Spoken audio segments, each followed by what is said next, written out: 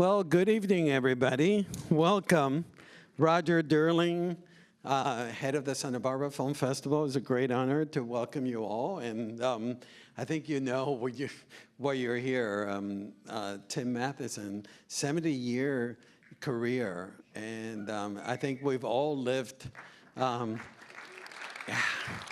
mean, ranging from, a couple of days ago, I was telling my brother about tonight, and then my brother said, Johnny Quest. How many of you grew up watching Johnny Quest?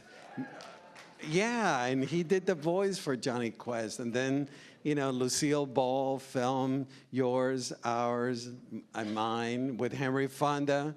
And of course, you guys all know Animal House and The West Wing and Virgin River, which is one of my mom's favorite TV shows.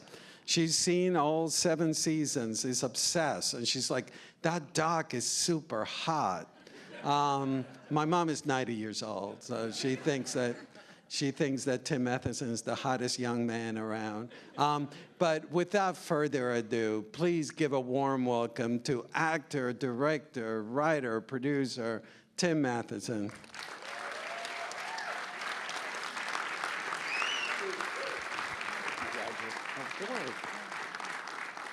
Good evening. Hello, hello. Oh my goodness. Well, I've been What a thrill to be here. Well, I love this theater. Thank you. Sophia. Sophia's like, I'm best friends with Tim. Been dying to ask you this question. Uh-oh. You've never heard this before. What was it like working with John Belushi? I'm teasing. Yes. Okay. He hates to be asked that question, so I had to start. I've read the book. I've read it several times. What compelled you to sit down and write this? Well, you know, first off, this is the first event of its type. I mean, because Roger and I go way back. I mean, I lived here in Santa Barbara for over 20 years, and my children were raised here and are here tonight, Emma and Cooper. There we go, yes. And so, but because Roger and I have stayed so close, and I told him about this book, he said, well, we got to do something about this. You got to come up.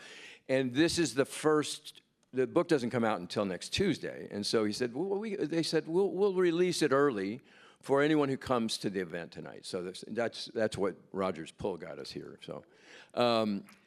So thank you, Roger. Oh, thank you. We love you. So the reason, basically, I think the reason the book came about was because, you know, my grandmother was older. She was born in the 1880s, and she told me all these stories about her parents had slaves, and I learned about that period of time that she grew up in, and I'd never asked her enough questions about that, but it helped form who I was and who I grew into being. And I was, as a kid, fortunate enough to have worked with huge vaudeville stars, people who, and not so big stars, but people who came up through vaudeville, which was a discipline where they did 3 to 5 shows a day, you know, 6, 7 days a week, and it took a certain kind of skill and strength to be in that venue. And it was Lucille Ball and Jackie Gleason, and what they taught me, I thought I've got to be able to document and pass on to younger actors and writers and directors, because I think it's important that somebody memorialize it and pass it on, because they taught me so much, and it helped me stay in this business.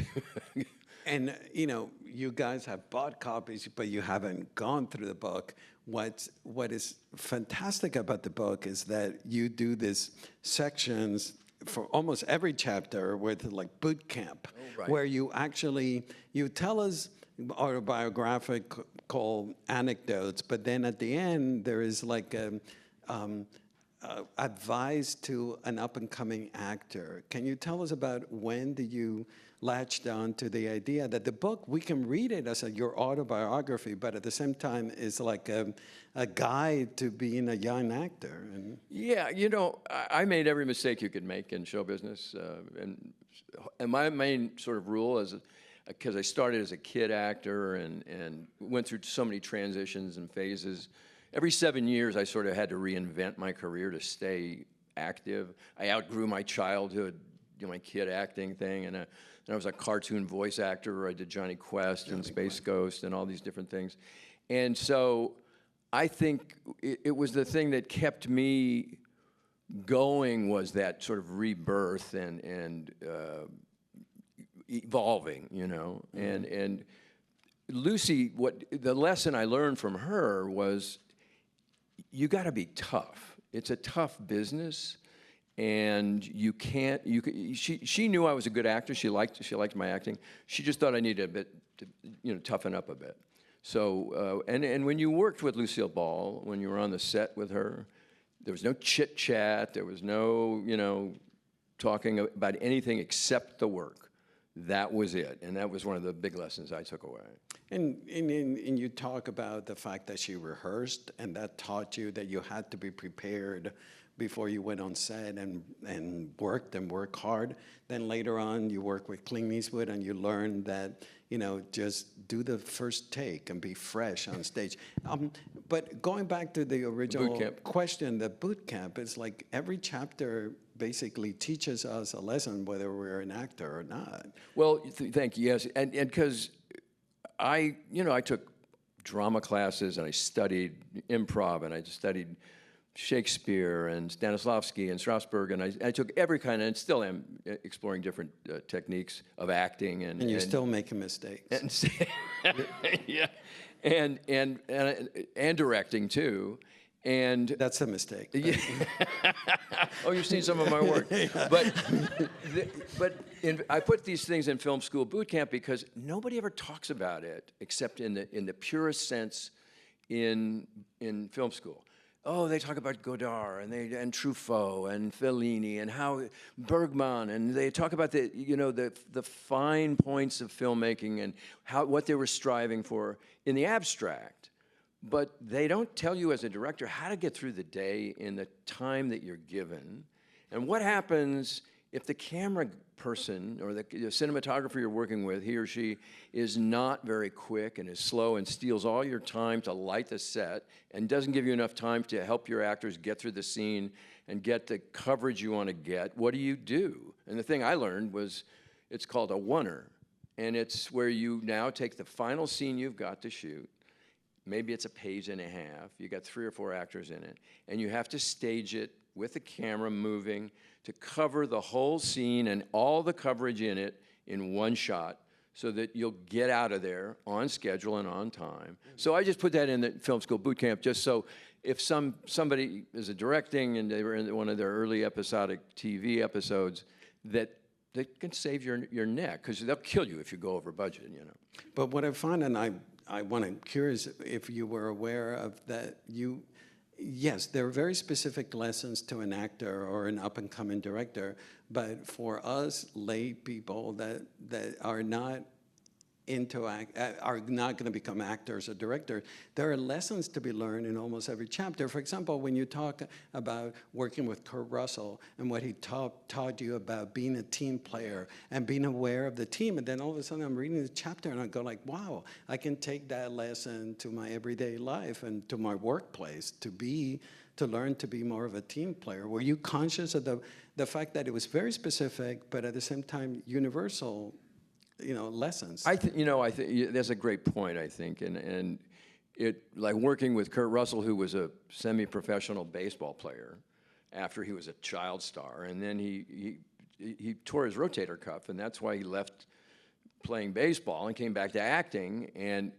but he kept pushing the fact that we were a team. I remember I did a series with him in 1976 called The Quest. It was a Western that was sort of borrowed from John Ford's The Searchers, if you will. And Kurt and I were the stars of this, and it was my first chance to be a co-star in a TV series with somebody, and Kurt was a big star at the time, too. And we did all these publicity photos of us together as brothers, and the LA Times had a calendar TV section the week of our show, and we were on the cover, and it was the debut, and when the paper came out, I saw it, and it was just a shot of Kurt on a horse.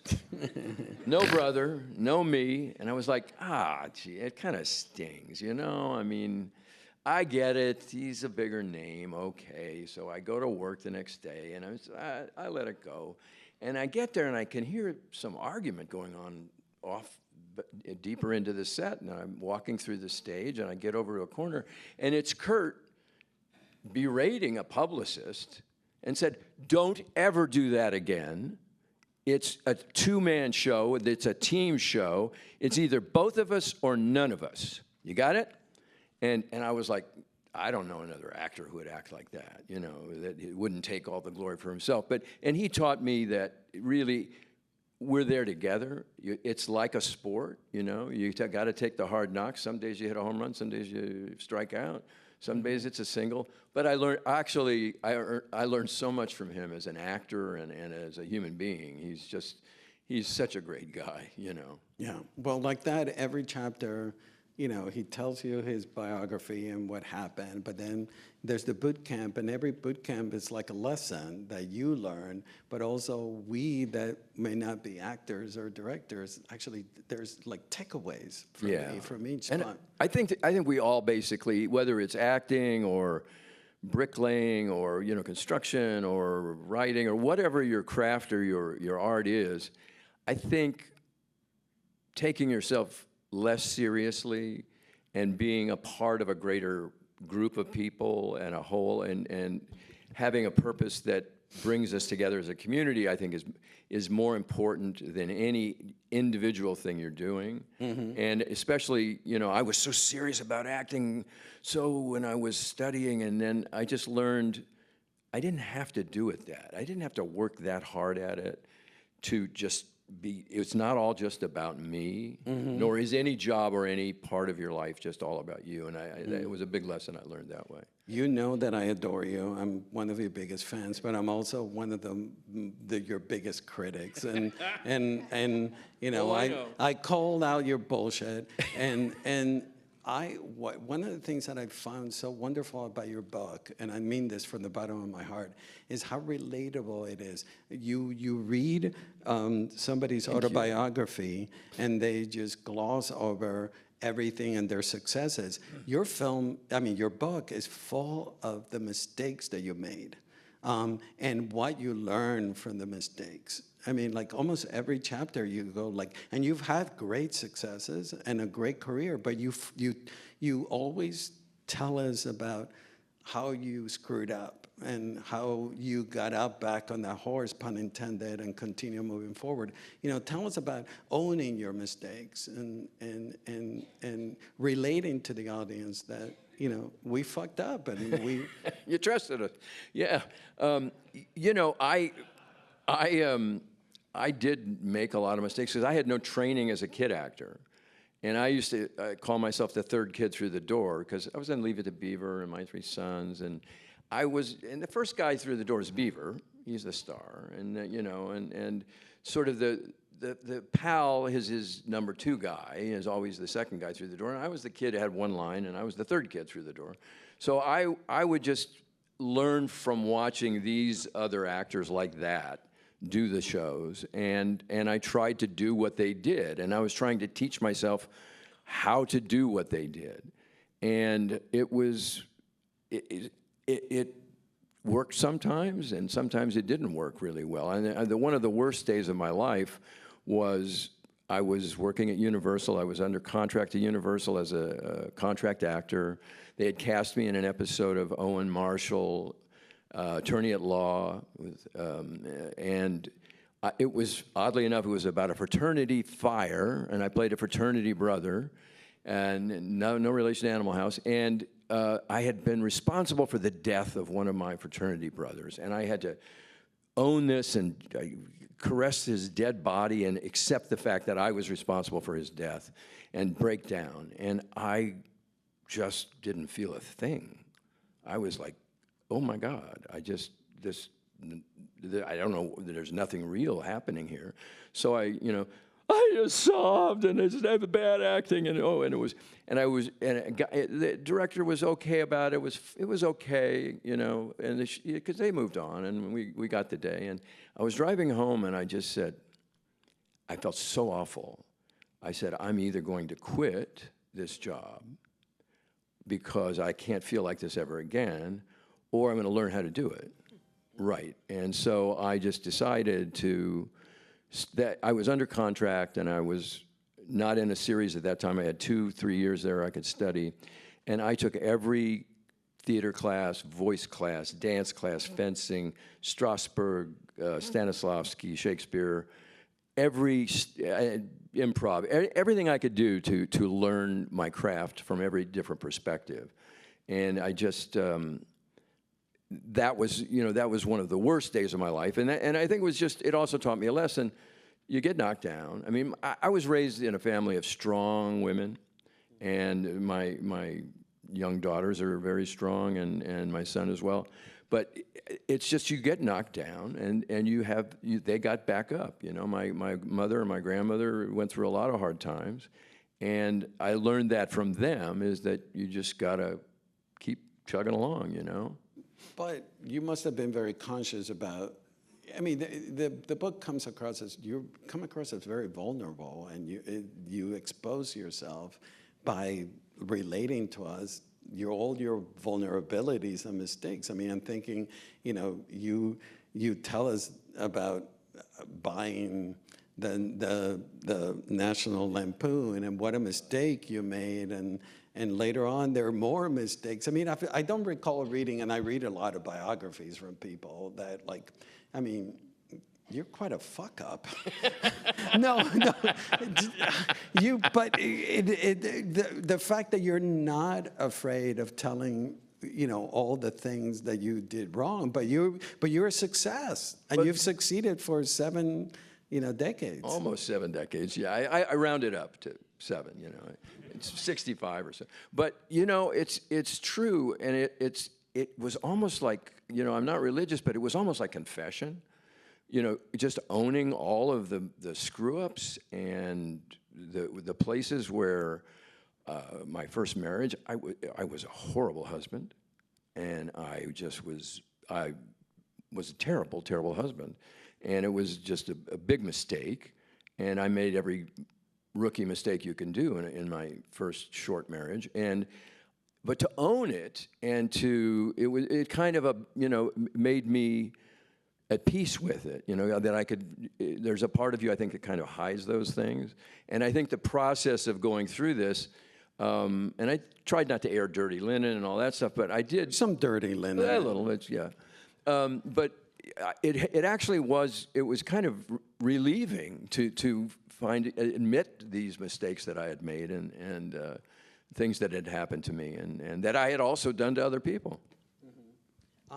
You mentioned that, you started so young, and we hear about all the stories, cautionary tales about young actors that don't make the transition. Can you tell us about what was it that you did that you continue moving forward, and you transitioned beautifully from being a young actor to a teenage actor to an adult actor? Oh, thanks. You know, I think I wasn't a successful kid actor. I wasn't a kid star. I remember I'd go to auditions before Jay North was the young actor who got the Dennis the Menace part. And you know, we were all up for stuff like that. And Jay North would be on all these auditions. Then he gets Dennis the Menace, and it's like, bang. He's on the cover of TV Guide. He's on a show that lasts, I don't know, 2 or 3 years. He's Dennis the Menace, this big cartoon. It's in the newspapers every day, you know, and then the show gets canceled. And then I'm going out on more auditions, and there's Jay North sitting across from me and on an audition, you know, and he didn't get it, you know, and he's back to square one. And it was pretty hard on him. And it wasn't as tough for me because I didn't star in a show, so I was just grinding away being, you know. But I did sort of discover that about every 7 years, I sort of reinvigorated myself. My kid acting career sort of stopped at one point, and because I wasn't a cute little kid anymore. I was more 16, kind of gawky teenager. And I got this voice job of playing Johnny Quest. So I spent a good 2.5, 3 years doing cartoon voice work, which saved me as an actor, and I made a living. And it also helped me transition into a younger actor, leading man. And then I did an episode of a show called Adam 12, which was at Universal. And the executives at Universal saw it and said, oh, he'd be good in the Virginian, a show they did every week, which was a Western show. And so they put me under contract and hired me to do that. So that was the next phase of my career. And I learned a lot from all the Wranglers and, being on a cowboy set for the next 4 years anyway, You mentioned that you worked on Johnny Quest, and a lot of us grew up watching Johnny Quest.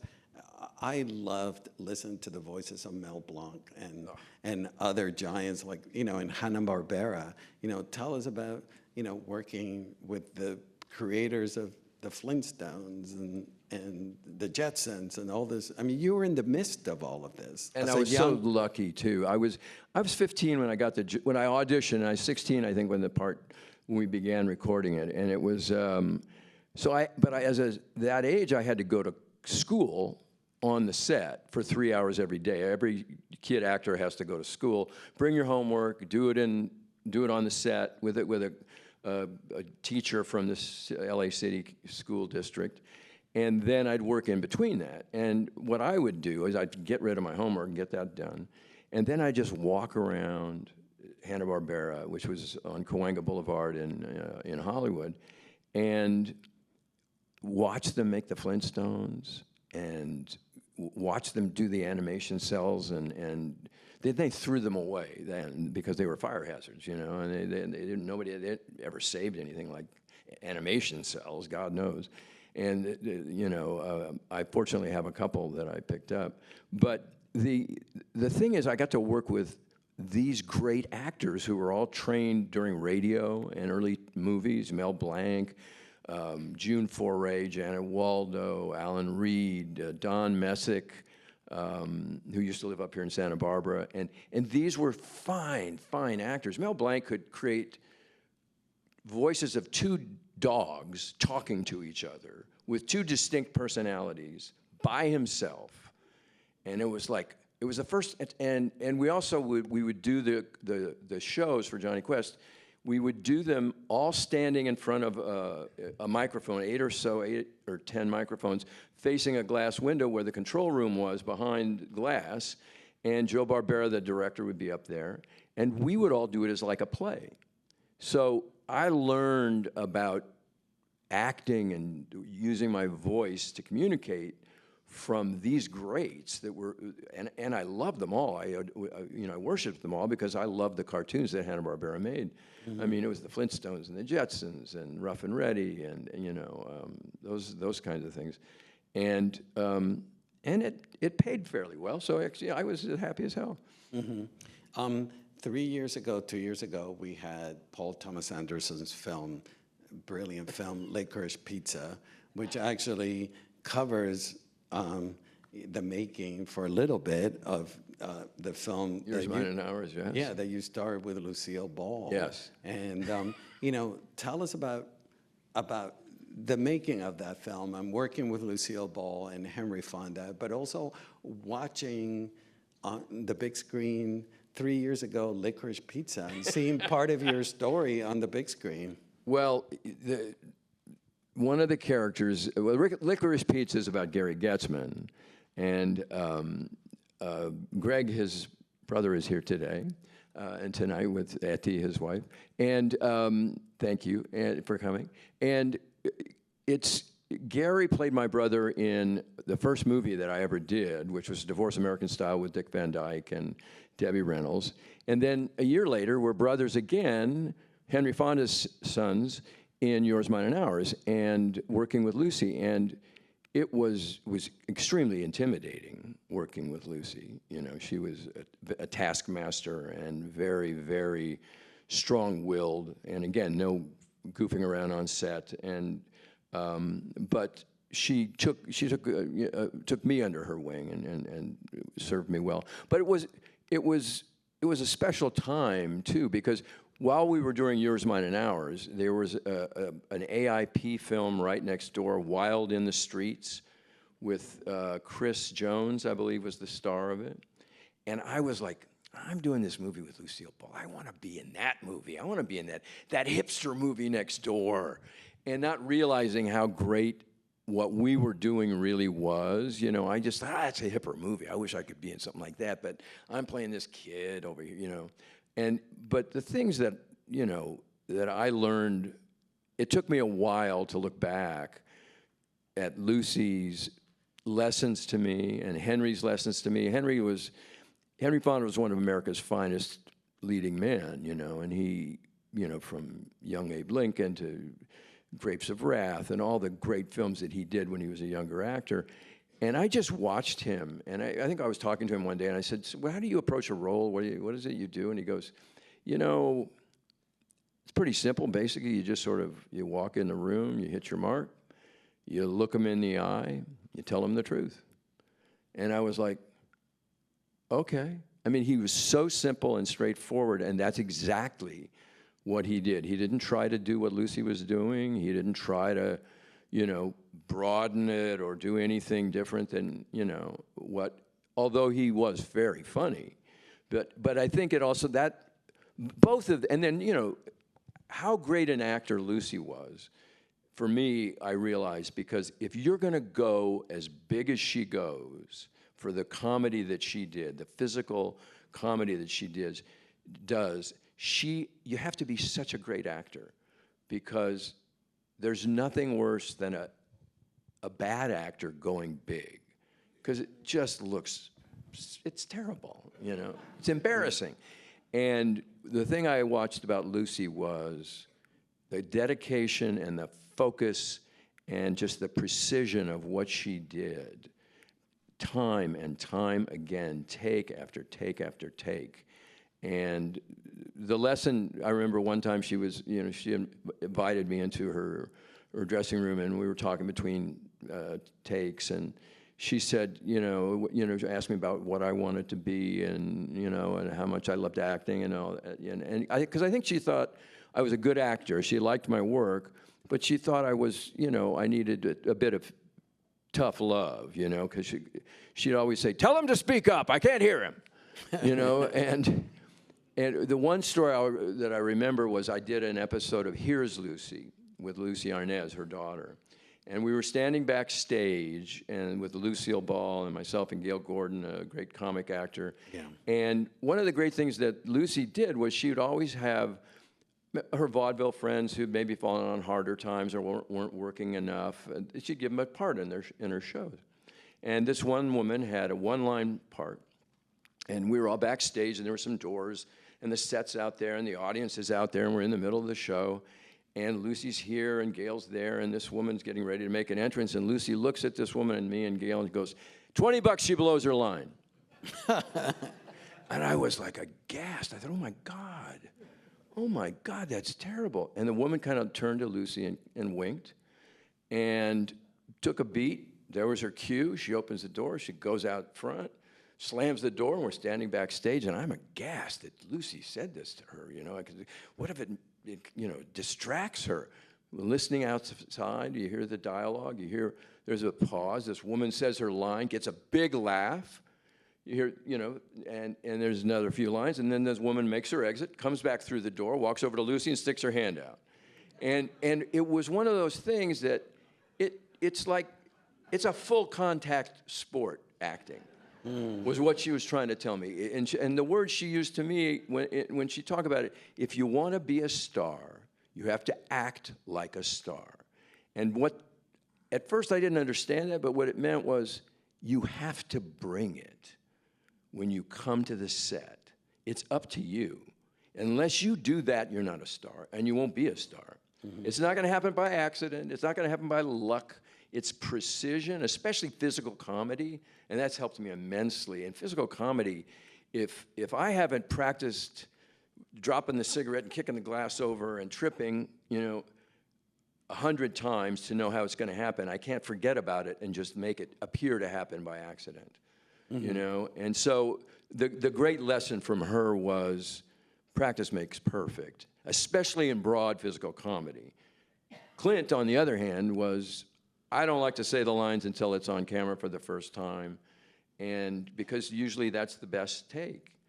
And I thought when I worked with Clint Eastwood. Sudden Impact. Yeah, well, Magnum Force. Magnum Force. But when I worked with him, I thought, oh, he's not a serious actor. He doesn't want to rehearse. And then they rolled the camera, and we did the scene, and that guy was so there. He was so present. And when we were playing, I had a couple of lines with him, and he changed one word in his dialogue that affected my line, and I adjusted my line and took on his word, and he kind of smiled at me, and that was the take they used in the movie. And I came home that night thinking, this guy is one of the best actors I've worked with. He was like Henry Fonda. He just brings it as simple and honest and real. And it was like there was almost no acting. It was just so vivid and real. And I just walked home and I just realized I'm an idiot, you know. I made a judgment about this guy because I didn't, you know, I knew he'd done a couple of spaghetti westerns and he'd been in Rawhide. What do I know about this guy? And he's one of the finest actors that I've ever worked with. When I read in the book, you know, you tell us about your experience with Lucille Ball, and you talked about her precision and the fact that she rehearsed all that we thought was spontaneous. It wasn't. And then you talked about Clint Eastwood, and you tell us what you talked about, the fact that he wanted the fresh take. And when I was reading, I wonder how were you able to reconcile the two opposites, you know? I think for me, the repetition, even of just the words, if there's no physicality to it, I think you have to bring a full performance to the set and be flexible enough to go on. And I think, you know, Clint, I mean, he was in Magnum Force. He didn't direct the movie, but he did direct the movie. You know, I mean, Ted Post was, I think, the director of the film, and he'd worked with him on Hang 'Em High before. Mm-hmm. But Clint is a force, and he didn't want to dwell on it too much and make it too precious. The reason he doesn't like to do a lot of takes is because the more takes you do, the more practice something gets, and the words don't sound as real and spontaneous. So he hates that, you know, and he'll print. I talked to Jeffrey Donovan, who did a movie with him and Angelina Jolie, and Jeffrey's first scene was he hadn't met Clint. He got cast by a tape he sent in, and he gets to the set and meets Clint, and Clint says, "Okay, you ready?" And he says, "I'm not going to say action. Just when you're ready, you go." And Jeffrey had to make an entrance, and so they rolled camera, and Jeffrey makes his entrance. He plays the scene, and then they finish the scene, and Clint goes, okay, cut, print. And Jeffrey goes, "Oh, no, we gotta do it again." And he said, "Why do we have to do it again? That was great." He said, "Well, I said this, but I didn't say this line." And he said, "Oh, you left that line out. Okay, we'll do it again, but don't leave the line out." Mm. And it was just like, bring it on the early takes, because he's setting the tone that I'll print the first take. So do it right on the first take. A lot of times, what actors nowadays, what happens? You come on the set with your script in your hand. They're called the sides, and you walk through the blocking, and you sort of do the scene, and then you go in your trailer and you study the lines, and you come out and you act it and shoot it. But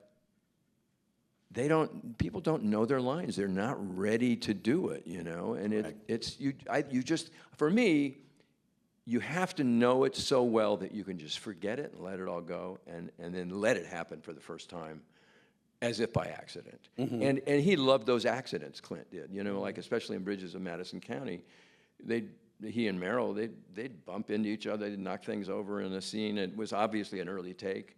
He didn't care. It looked real. It was like it happens in life. Let's use that. To me, what you're saying came full circle, and it was such a powerful moment in your book when you're working with Aaron Sorkin in The West Wing, which talk about precision.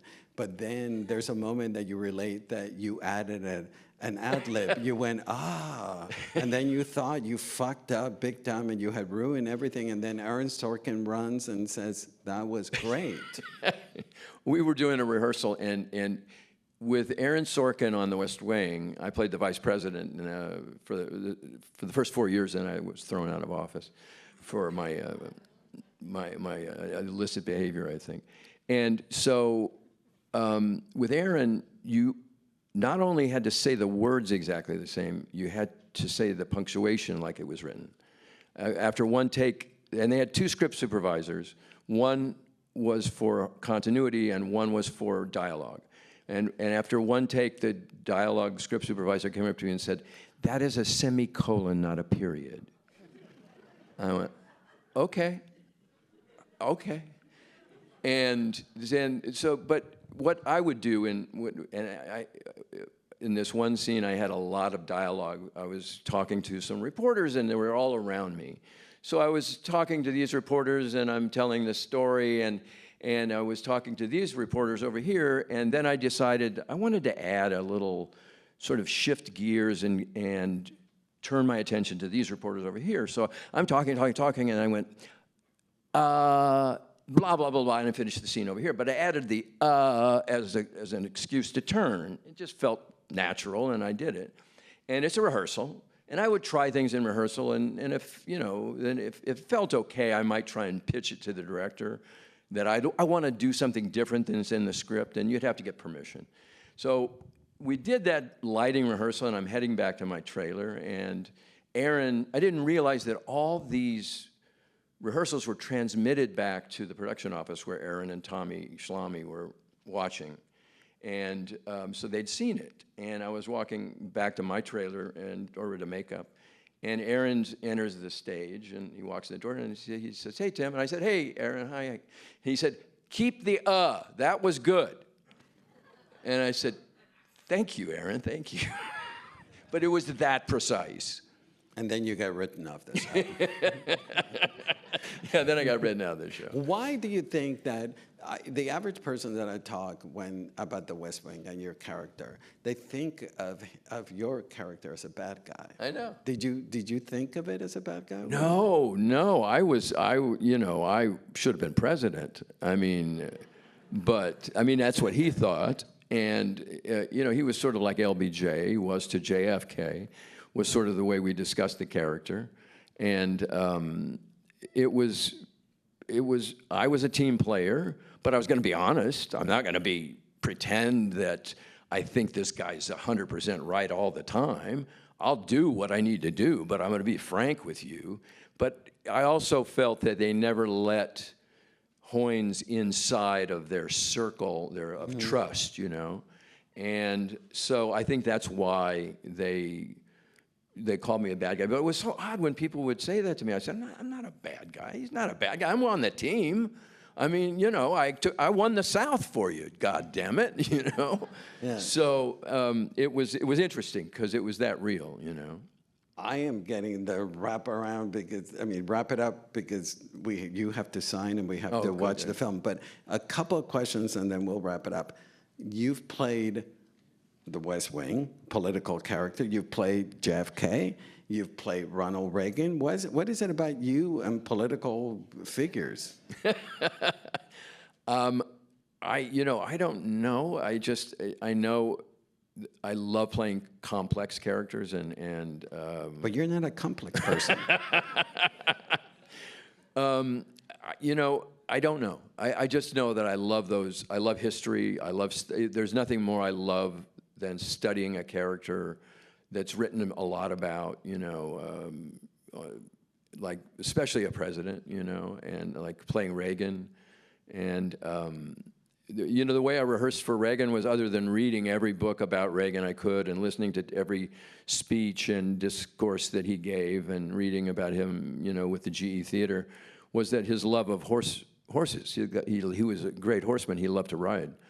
And so I would go riding every weekend when I was shooting the movie and Killing Reagan. And that helped put me in the frame of mind that got me into character, because he said sometimes the best thing for the inside of a man is the outside of a horse. So it put me right in the frame of mind to play Ronald Reagan. They're going to watch Animal House after you sign books, I have to ask you just a few questions. I Yes. know you've been asked everything. I'm going to ask you about the Emily Dickinson college scene, which is to me one of the funniest, best written scenes in comedy. You know, tell us about that sequence. You know, it was absolutely one of the two scenes, that and the courtroom scene. Which is the only scene that has the entire cast there. Yes, absolutely. The only scene we're all in it together. But the Emily Dickinson School for Women, where my character goes to get a date with a woman who had been killed in a kiln explosion the week before, and he pretends to be her fiance. And then he uses that device to get, would you get some dates for my friend? Would you help comfort me and get some dates for my friends? And I was nervous, but because it was the best written scene I'd ever been in to that point in my career, especially, and I know it's funny, and I just said to myself, don't help this. Don't act this. Don't do anything. Just ride this wave of these words. You know, it was like Aaron Sorkin's. Just ride it. Take it. It'll do all the work. I don't have to really do anything but be this guy, and you know, and it was so fun being that character in that situation because it was so evil what he was doing, and I just loved every second of it, you know. Did you guys all know? I mean, when you look back at the movie, you have Peter Riegert, you have Tom Hulce, Tom Hulce before he gets Oscar nominated for Amadeus. Yep. You have Donald Sutherland. You have all this up and coming talent, including yourself. Did you guys, when it was happening, and John Belushi, of course, did you guys all know that there was something special happening with this ensemble and that you guys were going to hit the zeitgeist? Well, no, but it felt that good. I mean, it did feel so good while we were all together. And it felt, but the studio hated the movie. The studio, it was 1/3 the budget of the lowest budget film Universal made that year. And we could not do more than, you couldn't print more than one take of a shot. So if we wanted to do your close-up, I couldn't say, cut, print, let's do it again. So what John Landis would do is he'd say, okay, we got your close-up. You see action, and we do the close-up. He'd say, no, do it again, Roger, do it again. And he would do it, okay, that was great, do it again, now funnier, say this line. And so we would just shoot 3 or 4. So he never would No, he wouldn't cut. call cut. No, then he'd run around to the front of the camera and go, hey, Ned Tennant, hi, it's Sid Sheinberg's birthday. Hi, happy birthday. And then he'd cut. And that would be, so he'd try and make the guys in dailies watching this stuff laugh. But that's how we got around it. And I don't know if you know the Richard Pryor story, but it's National Lampoon humor. It's sexist. It's borderline racist. And what the Lampoon always did was make fun of the people who are behaving like that. And so they were making fun of the white college students who think these black band that they hired for their frat party love them. So they go see him at this club, and they walk in, and it's a black nightclub that really doesn't want a bunch of white college students there. And that's the Roadhouse scene. And when that scene finally got to the studio, they looked at it and said, oh, no, cut. You got to cut this out of the movie. You can't have this in the movie. It's racist. The audiences, the black audiences will tear the theaters apart. There'll be a riot. And Richard Pryor, the great black comedian, was under contract to Universal at the time, just on Blue Collar, I think. And the young executives went to Richard and said, Richard, would you look at this picture and tell us if this is a racist scene or what you think about it? Because if it is, we'll cut it. I mean, you know. And so Pryor looks at it and he goes, he runs up to they take him up to see the head of the studio, Ned Tennant, and he goes, you white people are crazy. This is a funny scene. Leave it alone. This is a funny movie. Leave it. And so he saved the movie because it is the reason they got away with it because it's about 1962. It's a period film. They say, oh, it's about 1962. We're not like that now, because now it's 1978. So that's how the Lampoon sort of got away with that kind of, making fun of that kind of behavior. And so did we. And you became, after the shoot, you and John Belushi continue being good friends. Then after that, you got to work with Chris Farley. Yeah. And, tell us about that situation where you have two comedians that you happen to work with that follow the similar fate. Yeah. How did that affect you? Well, they were really two peas in a pod. Chris Farley loved John Belushi. He loved John Belushi's work. It spoke to him. And Farley was one of those great actors, like John Belushi could go big in many different kinds of characters. And when I had to come in and audition for Black Sheep because I'd been directing and I hadn't really acted in a while, and so I came in and I was another actor coming in for an audition, and Farley bursts in the door when I'm inside with the director and the producers, and Jim, I love you, and he hugs me, and I loved you in Animals, my God, and he said, oh, and he loved Belushi, and he said, come on, I want to read the scene with you. We'll read together. And he surprised us all, and he was so loving and caring, and he became my brother, and we felt so good about together improvising and playing together that they just said, oh, you guys are brothers. This is great. We'll use Tim. So he was responsible for that happening, and that was because of his love for Belushi and the kind of work he did. But Chris Farley was one of those guys that you couldn't stop from entertaining people. I had a scene where I gave a speech to 150 background artists, and they standing in the hot sun all day, we're shooting shots of me making the speech and them reacting, but they got to stand out there for hours, and it's not the most exciting job in the world. But Chris would never leave the stage. He was on stage with me. He would never leave the stage. He would stand there and entertain. He did a striptease for 150 background artists in the middle of a hot summer day because they're there, come on, and so he made everybody part of the team, and it was sad. He was a very compulsive guy. He drank 30 cups of iced coffee a day, and he smoked 3 or 4 packs a day, and he was sober during the movie, and I just knew that if he ever happened to fall off the wagon, this would not be a good thing for him, and it. Last question, because we do have to wrap it up, is where is your portrait of Dorian Gray? I mean, you look hot in the 60s, you look hot in the 70s, in the 80s, the 90s, and you still... Keep going. And you, what is, no, you still look hot. What is your beauty routine? I mean, your son, Cooper, was asking me, what does he do? I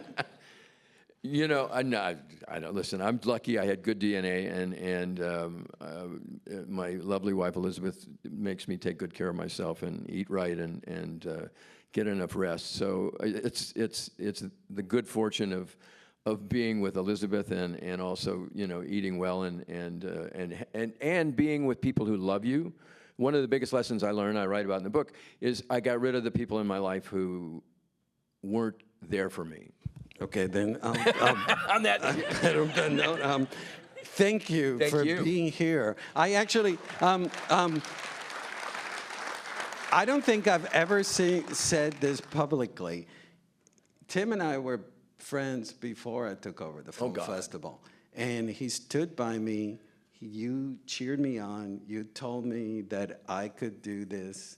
And when I took over the film festival, you were the biggest cheerleader.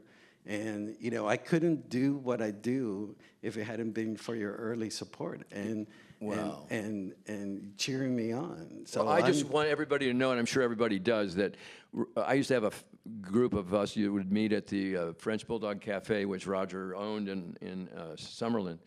And we would go there every Monday, and we'd look at a film. The 4 or 5 of us would look at a film. Mike DeGree was part of it. Mike DeGree certainly was part of it, and Perry Lang and Jeff King, and we'd all, and there were others that, but we'd look at a film, and then we'd meet and discuss it, tear it apart, and be cinema experts. And Roger was serving coffee, and he'd walk by, and he knew more about those movies, more about the esoteric aspects of the movies, of the directors, the stars, and than we Because did. you guys were dumb fucks. Yeah, And- well, and he schooled us all. And you were then an assistant at the festival. No, I was volunteering. You were okay. And so and it's just like you really put this place in. Well, you told me you can do this, and Mike DeGree, the two of you, always told me you got this. You're going to do it. We love you, and we respected you, and you taught us a lot, Well, and still do. And likewise. Yeah, thank you for being here. Thank you. Love you. Do you want to shake my hand? Thank you. So Tim will step out in front. Let's not disturb him as he goes out, and then he'll be out there signing everybody. Thank you. And then we're going to show Animal House.